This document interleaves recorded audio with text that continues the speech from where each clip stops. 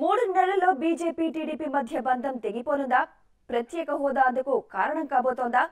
వచ్చే ఏడాది కేంద్రం ప్రవేశపెట్టే బడ్జెట్ రెండు పార్టీల కటీఫ్కు డెడ్ లైన్ గా మారనుందా? ఈ ప్రశ్నలకు తాజా పరిణామాలు అవుననే సమాధానం ఇస్తున్నాయి. విభజన చట్టంలో ఎన్నో హామీలు, మరెన్నో ప్రకటనలు, ఎన్నో ఆశలు. అయినా ఏ ఒక్క ప్రయోజనమూ నెరవేరలేదు. ఎన్డీఏకు టీడీపీ మిత్రపక్షం అయితేనే ఇచ్చిన హామీల అమలులో ఎడతెగని తాత్సారం జరుగుతోంది. ముఖ్యమంత్రిగా బాధ్యతలు స్వీకరించిన తర్వాత చంద్రబాబు పలుమార్లు ఢిల్లీకి వెళ్లారు. రాష్ట్రానికి అందాల్సిన సహాయం గురించి ప్రధానమంత్రి నరేంద్ర మోడీ సహా పలువురు మంత్రుల్ని కలిశారాయన. కేంద్ర మంత్రి వెంకయ్యనాయుడు ద్వారా లాబింగ్ చేసే ప్రయత్నమూ చేశారు. అయినా కేంద్రం నుంచి సానుకూల సంకేతాలు లేకపోగా ప్రత్యేక హోదాకు మెజారిటీ రాష్ట్రాలు ఒప్పుకోవాలని తాజాగా వెంకయ్య వ్యాఖ్యలు చేయడంతో మిత్రబంధం మూడాళ్ల ముచ్చట్లాగానే కనిపిస్తోంది. ఈ ప్రత్యేక హోదా విషయం చాలా పెద్ద ఎత్తున చర్చ జరుగుతున్నారు. కొంతమంది అనవసరమైన అసందర్భ మాటలు మాట్లాడుతున్నారు. ప్రత్యేక హోదా కల్పించాలంటే దానికి దేశంలో ఉన్న మెజార్టీ రాష్ట్రాలను ఒప్పించాల్సి ఉంది.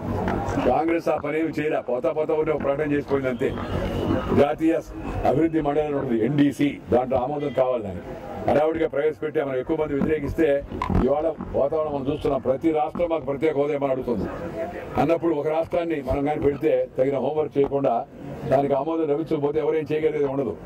పెండింగ్ లో ఉన్న పోలవరం ఆర్డినెన్స్ మినహా మోడీ ప్రభుత్వం ఆంధ్రప్రదేశ్ కి ఏమీ చేయలేకపోయింది. లోటు బడ్జెట్ ను భర్తీ చేసేందుకు విభజన బిల్లులో ఇచ్చిన హామీపై ఎలాంటి స్పందన లేదు. పెండింగ్ ప్రాజెక్టులకు నిధుల కేటాయింపు జరగలేదు. వీటిపై టీడీపీ బహిరంగంగా ఎలాంటి వ్యాఖ్యలు చేయలేదు. రేపోమాపో సహాయం అందకపోతుందా అని ఎదురుచూసింది.